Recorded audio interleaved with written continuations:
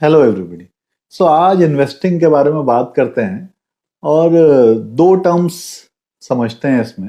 Growth investing और value investing. और इन दोनों टर्म्स के बारे में जो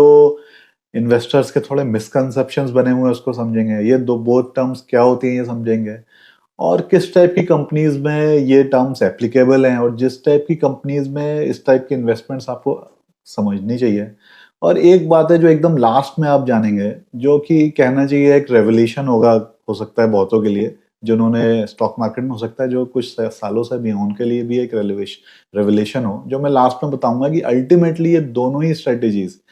या स्टॉक मार्केट में कोई भी स्ट्रेटेजी दो पॉइंट्स पे आती है और ये सिमिलर ही है। भले आप ग्रोथ बोल रहे हैं, वैल्यू बोल रहे हैं, या अपनी इन्वेस्टिंग को कोई और भी नाम दे दें, अल्टीमेटली सारी की सारी स्टॉक मार्केट इन्वेस्टिंग या किसी भी टाइप की इन्वेस्टिंग अल्टीमेटली इन्हीं दो चीजों पे आके रुक जाती है, जो बेसिक फंडामेंटल है। तो पहले समझते हैं ग्रोथ इन्वेस्टिंग। ग्रोथ इन्वेस्टिंग का मतलब है ऐसी कंपनी में इन्वेस्ट करना जो ग्रोइंग हो, तेजी से अपनी सेल्स को हर साल ग्रो कर रही हो, सेल्स को ग्रो कर रही हो और अल्टीमेटली प्रॉफिट को भी ग्रो कर रही हो, और धीरे धीरे मार्केट शेयर बढ़ा रही हो, नए नए मार्केट्स में जा रही हो, नए प्रोडक्ट्स लॉन्च कर रही हो, और उसके प्रोडक्ट्स और ज्यादा प्रीमियमाइजेशन की तरफ जा रहे हो, जिससे उसका जो मार्जिन है वो बढ़ रहा हो। और उसको ऑपरेटिंग लिवरेज भी एक टर्म होता है कि जितना सेल्स बढ़ता है उसके रिस्पेक्ट में ज्यादा प्रॉफिट अगर ज्यादा बढ़े उस परसेंटेज में, तो उसका ऑपरेटिंग लिवरेज लेते हैं, ज्यादा ऑपरेटिंग लिवरेज ले रही हो। और जनरली ये उस टाइप की कंपनीज होती हैं जो स्टार्टिंग में उतनी बड़ी नहीं होती, हो सकता है छोटी हो, मीडियम हो, या बहुत बड़ी ब्लू चिप कंपनीज मुश्किल है कि वो बहुत ज्यादा ग्रोथ के साथ बढ़ेंगी, क्योंकि जितना बड़ा साइज हो जाता है कंपनी का, अल्टीमेटली ग्रो करना थोड़ा मुश्किल हो जाता है, उतना आसान नहीं होता। ऑल्दो ये रूल 100% नहीं लग सकता, कुछ आपको बड़ी कंपनीज में मिल जाएंगी आज के टाइम पे जो अच्छे से ग्रो कर रही हूँ, बट ग्रो बड़े साइज के साथ ग्रो करना और मुश्किल होता जाता है। और ग्रोथ कंपनीज में जब आप इन्वेस्ट करें ना, तो एक बड़ा ही टर्म जो बहुत इंपॉर्टेंट टर्म है, और इस टर्म को लोग गलत तरीके से भी कई बार समझ लेते हैं, वो है वैल्यूएशंस। कि जब आप उस ग्रोइंग कंपनी को खरीद रहे हैं तो आप उसका स्टॉक का प्राइस कितना है, और एक पी मैट्रिक्स जो आई थिंक मोस्टली सब इन्वेस्टर्स को पता होगा, जो कि यूज होता है स्टॉक को वैल्यू करने के लिए, कि उसका प्राइस डिवाइडेड बाई स्टॉक का, एक स्टॉक का कितना प्राइस है डिवाइडेड बाई पर स्टॉक की कितनी अर्निंग है, तो price divided by equity, price divided by earnings, जो कि होता है पी रेशियो। तो पी रेशियो कितना है उस स्टॉक का, ये एक इंपॉर्टेंट फैक्टर है, बट मोस्टली लोग कैसे इसको गलत समझते हैं। अगर कोई ग्रोइंग कंपनी है और अगर कम वैल्यूएशन में आपको मिल जाए और उसके बाद वो बहुत ज्यादा ग्रो करे, तो ये सबसे बेस्ट सिचुएशन है आपके लिए, कि आपको एक ग्रोइंग कंपनी मिल गई और उसके स्टार्टिंग वैल्यूएशन ग्रो हैं, लो हैं, और जैसे जैसे वो कंपनी ग्रो हो रही है उसका प्रॉफिट बढ़ रहा है और पी भी बढ़ रहा है, और दोनों बढ़ के आपको बहुत अच्छा रिटर्न दे देंगे। बट ये बहुत ही मुश्किल है आज के टाइम में आपके लिए फाइंड कर पाना कि कंपनी ग्रोइंग भी हो और उसका पी, स्टार्टिंग पी कम भी हो। ये थोड़ा सा लक के ऊपर भी है और गैस के ऊपर भी है, क्योंकि जहां कंपनी की ग्रोथ शुरू हो जाती है, पी काफी तेजी से एक्सपेंड होना शुरू हो जाता है। और एक बार पी थोड़ा सा बढ़ जाए, फिर आदमी सोचता रहता है यार ये स्टॉक तो महंगा हो गया, इसको खरीदूं ना खरीदूं। बट अगर आप ग्रोथ इन्वेस्टिंग के माइंडसेट से आ रहे हैं, तो आपको ये नहीं देखना है कि अभी कितना पी है स्टॉक, आपको कंपनी की जो मैनेजमेंट कह रही है, जो उसके एस्टिमेट्स हैं कि वो कितने से ग्रो करने वाली है, उसके हिसाब से कोई ना कोई इमेज बनानी है कि एक साल में कंपनी कितना ग्रो करेगी, उससे उसकी कितनी सेल्स होगी और अल्टीमेटली कितना प्रॉफिट होगा। तो जो आज का अगर आप प्राइस देखें, समझ लीजिए इस क्वार्टर में कोई रिजल्ट आया, तो आज से एक साल बाद कंपनी की कितनी अर्निंग होगी, यह आपको किसी तरीके से एस्टिमेट करना है, जो भी करंट अवेलेबल नॉलेज है। जो कंपनी कॉन कॉल में कुछ प्रोजेक्शंस दे रही है, कुछ पब्लिक में आके कुछ बताती है, वो सेक्टर कैसा चल रहा है, उसके बेसिस पे किसी भी तरीके से आपको बेस्ट गेस्टिमेट करना है कि आज से एक साल बाद कितना अर्निंग्स होगी। और अगर आप 2 साल बाद का भी कुछ एस्टिमेट कर सकते हैं, वो भी कर सकते हैं। और तब के हिसाब से करंट पी कितना है, अगर आप करंट प्राइस को एक साल बाद की अर्निंग से डिवाइड करेंगे, तब आपको देखना है कि वो प्राइस कितना है पी, और तब पी अगर वो थोड़ा कम है अगेंस्ट द ग्रोथ, तब आप उस कंपनी में इन्वेस्ट कर सकते हैं। क्योंकि देखिए, अगर कंपनी ग्रो कर रही है तो उसका पी करंट प्राइस में ज्यादा ही लगेगा, और वो अल्टीमेटली बढ़ता ही रहेगा। आज पी कुछ है, अगर उसकी ग्रोथ और बढ़ी तो उसका पी फिर बढ़ जाएगा। और ग्रोथ कंपनी में आपको ये ध्यान रखना है कि अल्टीमेटली अभी जितनी ग्रोथ हो रही है, अगर धीरे धीरे ग्रोथ बढ़ती रहती है, तो भले ही आज का पी आपको ज्यादा दिख रहा है, वो पी कल को और बढ़ेगा, क्योंकि जब तक ग्रोथ बढ़ती रहेगी तब तक पी बढ़ता रहेगा। और इसमें प्रॉब्लम क्या होती है कि जहां पर ग्रोथ आगे स्टेगनेंट हो जाती है, घटना शुरू हो जाती है, वहां जाके ग्रोथ कंपनी में लोग फंसते हैं और जो प्रॉब्लम होती है, और फिर क्या होता है, उसका पी घटना शुरू हो जाता है। तो हम जब बोलते हैं ना कि पी बहुत बढ़ गया, अब देखो पी घट रहा है, प्रॉब्लम ये होती है कि पी बढ़ा हुआ है, सिर्फ ये प्रॉब्लम नहीं है। प्रॉब्लम उसके साथ ये होती है कि कंपनी की जो ग्रोथ होती है, वो ग्रोथ जो है उसके बाद रुक गई होती है, या फिर ग्रोथ का पेस कम हो गया था। कंपनी 20 से 25% ग्रो करती है, फिर 30 करती है, 35, 40, 50, तो उसका पी बहुत बढ़ जाता है। फिर जो 50 से कंपनी मान लीजिए फिर ग्रोथ कम होना शुरू हुई, 50 से 40 हो गई, 30 हो गई, तो उसका पी ड्रास्टिकली फिर घटना शुरू हो जाएगा। अब कोई अगर एकदम से इन्वेस्टर उस क्वार्टर का रिजल्ट देखेगा, 30% देख के भी उसे लगेगा यार अच्छी ग्रोथ है कंपनी में, इसका तो और प्राइस बढ़ना चाहिए। बट होता क्या है कि जो पिछले 2-3 क्वार्टर से शायद वो 50% की ग्रोथ दे रही हो, और फिर वो 40 और 30 पे जब आ जाती है, तो 50% की वजह से जहां उसका हाई पी पहुंच गया होता है ना, फिर वो 30% पे पी एक्चुअली कम होना शुरू हो जाता है। तो ग्रोथ कंपनीज में अगर आप इन्वेस्ट कर रहे हैं, तो आप इस बात का बहुत ध्यान रखिए कि वो ग्रोथ का चेंज जो है वो पॉजिटिव की तरफ है या नेगेटिव की तरफ है। और अगर वो बहुत ज्यादा पॉजिटिव भी नहीं है, एटलीस्ट कंसिस्टेंट होना चाहिए कि 30-35 की ग्रोथ रेट अगर कोई कंपनी दे रही है, तो उसी ग्रोथ रेट से ही वो बढ़ते रहे कुछ क्वार्टर्स तक। और वो ग्रोथ रेट उस इंडस्ट्री की लीडिंग ग्रोथ होनी चाहिए। जैसे अगर 15% पे कोई कंपनी कंटिन्यूसली बढ़ रही है, बट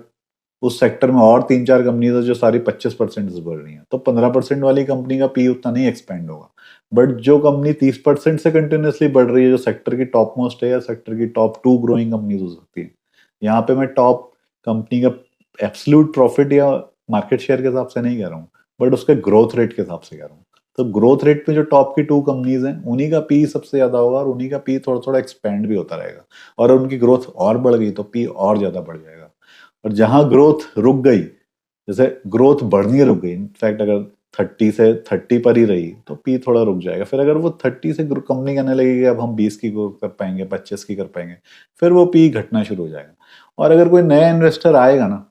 कोई जो थोड़ा सा वैल्यू इन्वेस्टिंग के पॉइंट ऑफ व्यू से घुसता है, वो देखता है कि यार ये कंपनी तो 25 से ग्रो कर रही है अभी भी, और स्टॉक ऊपर से 10-20% नीचे हो गया है, ये सही मौका है खरीदने का। बट वहां वो जो वैल्यू इन्वेस्टिंग का माइंडसेट से इन्वेस्टर घुसा है ना, वो यहाँ पे ग्रोथ इन्वेस्टिंग के इस पॉइंट को नहीं समझ रहा है कि इस कंपनी की ग्रोथ अब ना कम होनी शुरू हो गई है, और जो इसका पी में भी 80-90-100 तक पहुंच गया था, अब ये 100 से घट के 70 आया है। अगर ये ग्रोथ 25 से घट के 20 हो गई, ये 70 से घट के 50 भी हो जाएगा, और कल को 40 भी हो जाएगा अगर ये ग्रोथ घटती रही, 15 तक आ गई। तो अगर आप ये देखेंगे कि यार ये पहले से तो सस्ता हो गया स्टॉक, चलो अब खरीद लेते हैं, अगर आप ग्रोथ कंपनीज को इस तरीके से घटते हुए ग्रोथ रेट के वक्त खरीदेंगे, तो आप पक्का इसमें फंसेंगे। और फिर कोई आगे बोलेगा यार देखो हाई पी में तुमने स्टॉक लिया था, ये गलती कर दी। बट एक्चुअली वो सिर्फ हाफ बात आपको बता रहा है। हाई पी में लेना प्रॉब्लम नहीं है, ज्यादा प्रॉब्लम ये है कि हाई पी के साथ कंपनी की ग्रोथ घटती जा रही है। तो ये पूरा था ग्रोथ इन्वेस्टिंग जिसको बोलते हैं, और इसमें वैल्यूएशन पी को हमें कैसे देखना है। दूसरी तरफ समझते हैं वैल्यू इन्वेस्टिंग। वैल्यू इन्वेस्टिंग का मतलब ये है कि कंपनी में कुछ बुरा हुआ, कुछ इतना अच्छा नहीं हुआ, हो सकता है बैलेंस शीट बहुत खराब हो गई हो, डेब्ट बहुत ज्यादा हो गया हो, या किसी की वजह से कंपनी की कॉस्ट बहुत घट चुकी है, या वो टॉप से बहुत डाउन है, उसका पी बहुत डाउन है, हो सकता है ग्रोथ स्टेगनेंट हो गई है, और वहां पे आपको लग रहा है कि यार ये कंपनी अब इससे तो बेटर ही करेगी फ्यूचर में, इसको हम खरीदते हैं, और बेटर में ये कुछ बेटर करके कंपनी एटलीस्ट अगर टॉप से 50% डाउन आ गई है, तो वापस अपने टॉप तक तो पहुंच ही सकती है, क्योंकि ये कंपनी अच्छी है, या इसका पास्ट ट्रैक रिकॉर्ड अच्छा रहा है, या फिर जो इसके साथ बुरे काम होने थे वो ऑलमोस्ट हो गए हैं, अब थोड़ी कंपनी बेटर ही होगी। तो वैल्यू इन्वेस्टिंग में 2-3 टाइप की कंपनीज में आप कर सकते हैं। ये हो सकता है कि एक बड़ी ब्लू चिप कंपनी हो, जो किसी टेम्पररी न्यूज की वजह से या किसी वजह से काफी डाउन चली गई है, कुछ कुछ बोलना शुरू कर दिया है, मार्केट में न्यूज ऐसी आ गई है कि इसमें ग्रोथ नहीं है, या फिर इसमें बहुत प्रॉब्लम्स हैं, जो वैसे ब्लू चिप कंपनी है बहुत सालों से, तो वो अपने टॉप से 30-40% डाउन हो जाती है। हो सकता है उस कंपनी में बहुत ज्यादा ग्रोथ कई साल से वैसे ही ना हो, बट वो वैसे टॉप की कंपनी है, प्रॉफिट बहुत ज्यादा कमाती है, अच्छी कंपनी है, बट ग्रोथ अब जाके चली गई क्योंकि वो टॉप मोस्ट निफ्टी 20 की कंपनी बन चुकी है। जैसे कि आप समझिए कुछ महीने पहले तक हमारे जो टॉप के बैंक्स हैं उनकी हालत ऐसी ही थी, आज से शायद 6 महीने या साल भर पहले आप देखेंगे सारे जो टॉप के बैंक्स हैं उनके बारे में यही कहा था यार बेकार हो गए हैं बहुत, कुछ इनमें ग्रोथ नहीं है, और टॉप से वो बहुत डाउन थे। फिर उसके बाद आप उनको अगर खरीद लें, तो अल्टीमेटली अगर वो अच्छे बैंक्स हैं तो वो अपने टॉप में तो कुछ टाइम में पहुंच जाएंगे, और आपको नॉर्मल जो निफ्टी का रिटर्न है उससे बेटर रिटर्न दे देंगे। एक ये तरीका होता है वैल्यू इन्वेस्टिंग का। बट वहां यहाँ पर आपको ये समझना है कि वो अगर अपने एवरेज वैल्यूएशन से बहुत नीचे हैं, वहां पे जब वो वापस अपने एवरेज वैल्यूएशन पे आएंगे, उसमें अगर आप उनको सेल कर दें तभी आपके पैसे बनेंगे, क्योंकि वहां से ऐसा नहीं कि वो कंपनी फिर से बहुत ज्यादा ग्रोथ दिखाने लगेगी या बहुत बढ़ जाएगी। इसीलिए वैल्यू इन्वेस्टिंग में ये समझना जरूरी है, अगर उसमें बहुत ज्यादा बैड न्यूज आ गई है, बहुत डेट में कंपनी बहुत खराब है, और वहां से कुछ अब इम्प्रूवमेंट के साइन शुरू हो गए हैं। अगर वो कंपनी इंप्रूव होकर एक नॉर्मल कंपनी बन जाती है और स्टॉक जो बहुत नीचे था वो अगर बढ़ के अपने ऑल टाइम हाई के आसपास या फिर बढ़ के थोड़ा एक स्टेबल जोन में आ जाता है, तो वो स्टॉक उसके बाद ऊपर नहीं बढ़ेगा, क्योंकि उसके बाद ऊपर तभी बढ़ेगा जब कंपनी फर्दर ग्रोथ दिखाएगी और बहुत अच्छी होगी। तो वैल्यू इन्वेस्टिंग में आपको अगर कंपनी एक जगह से बढ़ के एक जगह पे आ गई है और जो कंपनी बंद होने के चांसेस हो सकते हैं वो बंद नहीं हुई और ठीक ठाक कंपनी अब हो गई है, तो वो एक ठीक ठाक प्राइस पे तो आ जाएगी, बट उसके बाद और नहीं बढ़ेगी, उसके बाद और तभी बढ़ेगी जब और अच्छा होगा। तो वैल्यू इन्वेस्टिंग में आपको ये ध्यान रखना है कि ऐसा नहीं कि आप लॉन्ग टर्म तक उसे पकड़ के बैठे रहें जबकि उस कंपनी में ग्रोथ है नहीं। जो उसमें बेकार न्यूज़ थी वो अच्छी हो गई है, उसकी वजह से जो इम्प्रूवमेंट होना था जहां वो एक बार हो गया, तब आप उसको बेच के आपको उसको निकल जाना चाहिए। तो अब जो मैंने शुरुआत में पॉइंट बनाया बताया था कि अल्टीमेटली ये दोनों ही इन्वेस्टिंग का ना बेसिक फंडामेंटल सेम है। इनफैक्ट हर टाइप की इन्वेस्टिंग का बेसिक फंडामेंटल सेम है। ये बात जो लोग यहाँ तक इस वीडियो को देख रहे हैं वही इसको समझ पाएंगे। वो ये है कि कोई भी इन्वेस्टिंग आप ये सोच के करते हैं कि आज उस कंपनी की जो कंडीशन है उससे बेटर होगी वो कंडीशन कल की। ग्रोथ इन्वेस्टिंग में आप ये अज्यूम कर रहे हैं कि आज जैसी ग्रोथ है उतनी ही ग्रोथ रहेगी या उससे बेटर ग्रोथ रहेगी, प्रॉफिट थोड़े और बढ़ेंगे कंपनी के, आज की कंडीशन से ज्यादा रहेगी, ग्रोथ बढ़ती रहेगी, तो उसका और अच्छी कंडीशन रहेगी। और वैल्यू इन्वेस्टिंग में आप सोच रहे हैं अगर कंपनी बहुत ज्यादा गड्ढे में घुस गई है या फिर उसकी बैलेंस शीट ठीक नहीं है या फिर कुछ बैड न्यूज आ गई इसकी वजह से घट गई है, कल को वो कंपनी उससे बेटर होगी, बहुत बुरी कंडीशन से एटलीस्ट अच्छी कंडीशन में आ जाएगी, ठीक कंडीशन में आ जाएगी। तो दोनों ही इन्वेस्टर में आप ये एज्यूम कर रहे हैं कि आज से बेटर हो जाएगी कल को कंपनी। और दूसरा, जिस प्राइस पे आप उसको खरीद रहे हैं वो किसी ना किसी तरीके से आपको रीजनेबल लग रहा है। तो अगर ग्रोथ इन्वेस्टिंग में अगर वो ग्रोथ बहुत ज्यादा कर रही है तो आप उसका फ्यूचर पी देख के बोल सकते हैं कि यार अभी स्टॉक महंगा लग रहा है, बट अगर आप एक साल बाद की अर्निंग्स के हिसाब से देखेंगे तो इसका पी अभी भी कम है। तो इस वजह से आप रीजनेबल समझ रहे हैं। और वैल्यू इन्वेस्टिंग में हो सकता है कि अगर ये कंपनी बंद नहीं हुई तो कम से कम बुक वैल्यू तक तो आई जाएगी फॉर एग्जांपल, और भी हो सकता है वो बुक वैल्यू से हाफ में हो, और आपको लग रहा है कि इस कंपनी की जो लेगेसी है, जो ओनर्स हैं, उसके हिसाब से ये बंद नहीं होगी, एटलीस्ट ये डेप्ट को अपने थोड़ा बहुत पे ऑफ करके एटलीस्ट सरवाइव कर जाएगी 1-2 साल तक, 2-3 साल बाद स्टेबल हो जाएगी। तो अगर वो बुक वैल्यू से भी बहुत नीचे है तो एटलीस्ट अपनी बुक वैल्यू तक आई जाएगी अगर स्टेबल हो गई। तो यही पॉइंट्स हैं दो सबसे इंपॉर्टेंट। कोई भी टाइप के अंदर इन्वेस्टिंग करें, आज जो कंडीशंस हैं कल को कंडीशंस उससे बेटर होनी चाहिए। एक ग्रोइंग कंपनी में आज की ग्रोथ से और बेटर ग्रोथ होनी चाहिए थोड़ी सी। और एक अगर कंपनी बहुत खराब हो गई हो तो कल को एटलीस्ट वो सर्वाइव लाइक होनी चाहिए। और जो भी प्राइस पे आज मिल रही है वो कल की बेटर कंडीशन अभी तक उसमें प्राइस नहीं हुआ है, ये मानते हुए आप स्टॉक को खरीदते हैं। तो आप किसी भी टाइप की इन्वेस्टिंग करें, ये चीज हर जगह एप्लीकेबल है। स्टॉक्स के अलावा अगर आप रियल एस्टेट में इन्वेस्ट करें या कहीं और कहीं इन्वेस्ट करें तो ये चीज हर जगह एप्लीकेबल है कि कल को ये आज से बेटर होगा किसी वजह से, और आज का जो प्राइस है उसमें वो जो कल बेटर होने वाला है अभी तक प्राइस नहीं हुआ है। क्योंकि देखिए ultimately every investing is sort of a guesstimate. आज की करंट अवेलेबल इंफॉर्मेशन से जो भी आप बेस्ट गेस्टिमेट कर सकते हैं उसी का नाम इन्वेस्टिंग है। इसमें कोई श्योरिटी नहीं है, कोई फिक्स्ड रिटर्न नहीं है, और कोई गारंटी नहीं है कि कल होगा। बस इसी इनश्योरिटी में you have to continue. So thank you very much. यही था आज का टॉपिक। अगर ये पूरा टॉपिक आपको पसंद आया हो, सही लगा हो, तो please like, comment and subscribe. कुछ और आपकी क्यूरीज हो इन्वेस्टिंग के बारे में तो आप कमेंट कर सकते हैं। मेरा नंबर